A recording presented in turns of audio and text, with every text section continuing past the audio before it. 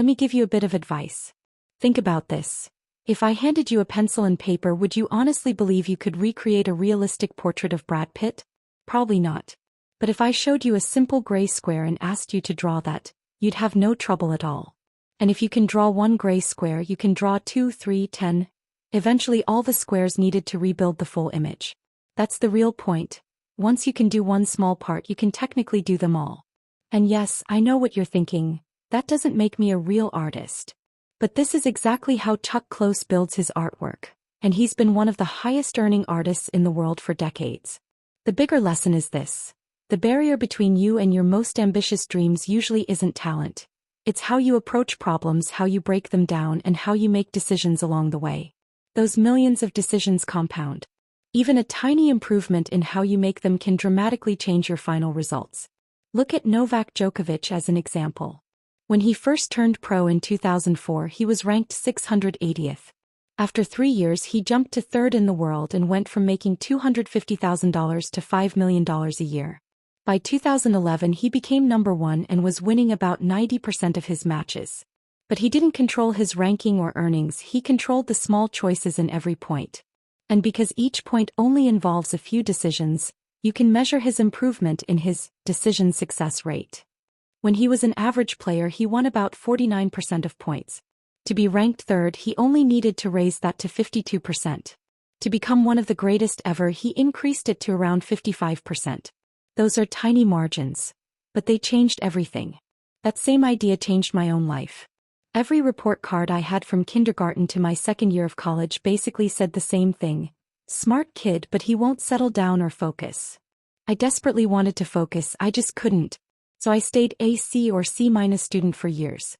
But going into my junior year of college, I decided to finally change something. Not my ability to focus, I accepted that probably wouldn't change, but my approach. If I got an assignment to read 5 chapters, I didn't think about chapters at all. I broke things into what I could focus on, 3 or 4 paragraphs at a time. I'd read for 5 or 10 minutes, stop, take a break, do something fun, then return to the next tiny task. From that moment through graduation, I became a straight A student. Dean's List. President's Honor Roll every semester.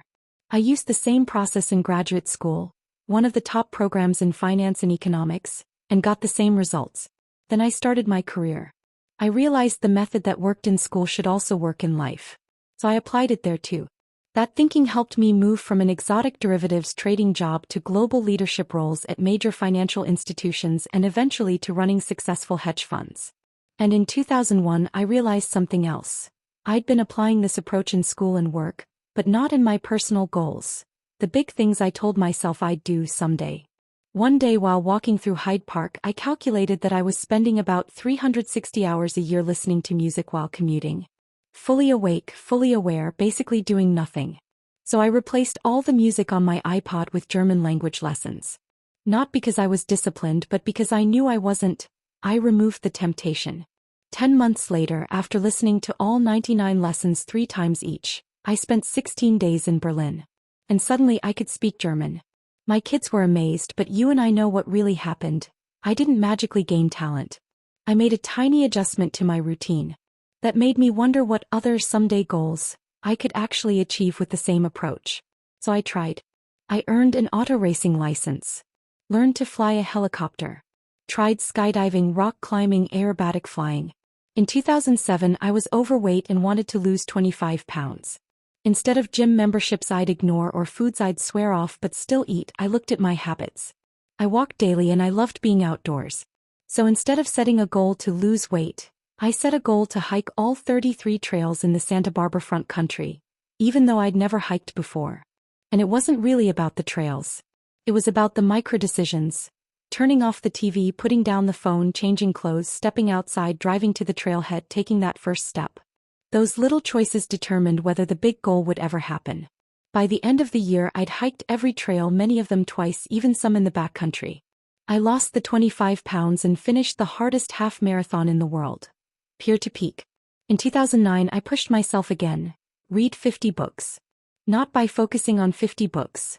Not even one book. It was always the same process.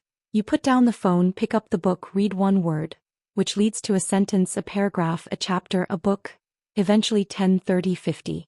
In 2012, I set 24 resolutions, 12 charitable, 12 learning. Some failed. I was rejected from donating blood because I lived in the UK, rejected from donating sperm, too old, and rejected from donating hair, too gray. But I stuck with the learning goals. Unicycling, parkour, slacklining, jumping stilts, drumming. My wife eventually told me to try knitting. I wasn't excited, until one day on a trail, I imagined how cool a eucalyptus tree would look wrapped in yarn. That led me to discover yarn bombing and commit to my first project, 82 days away. For 82 days everywhere I went I knitted. One stitch at a time. That first yarn bomb got an incredible response. So I kept going, bigger projects, stronger materials, more engineering. In 2014 I planned to wrap 6 huge boulders in the mountains.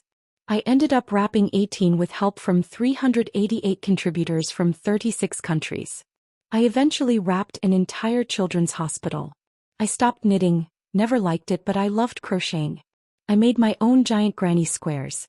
One day, curious, I checked Guinness World Records and saw there was no category for the largest granny square. I applied, got rejected, appealed, rejected, appealed again. Finally, they said, if you make one 10 meters by 10 meters, we'll create the category. So for over 2 years, one stitch at a time, I crocheted over 30 miles of yarn and 500,000 stitches, and earned the world record. I've been featured in magazines, in the art world, and on the news for it all. But at my core, I am still that kid who couldn't focus for more than 10 minutes. I'm not gifted. I'm not naturally disciplined. I don't possess some hidden talent. What I do have is a method. Break big things into simple pieces and make small improvements in the process that increase the odds of success. If there's a reason I'm telling you all this, it's because I want you to look at your own big dreams, the ones you tucked away, and realize they're not unreachable. You don't need special talent. You just need a small adjustment in your routine. One tiny step. One small decision made the right way. Start there and watch what happens.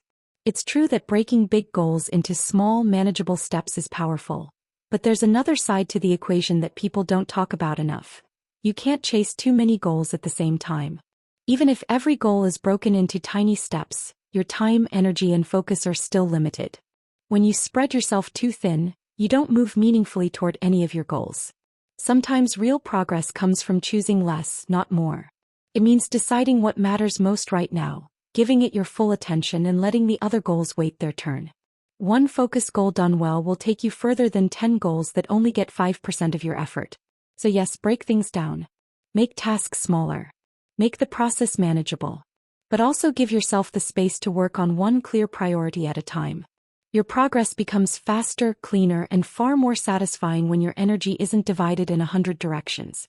And that wraps up today's story. Remember, every time you listen, read, or break down a story, you're not just learning English. You're building confidence, improving your vocabulary, and training your brain to think in English naturally. Keep showing up, one story at a time, one small step at a time. If you stay consistent, your progress will surprise you. Thanks for learning with me today, and I'll see you in the next story.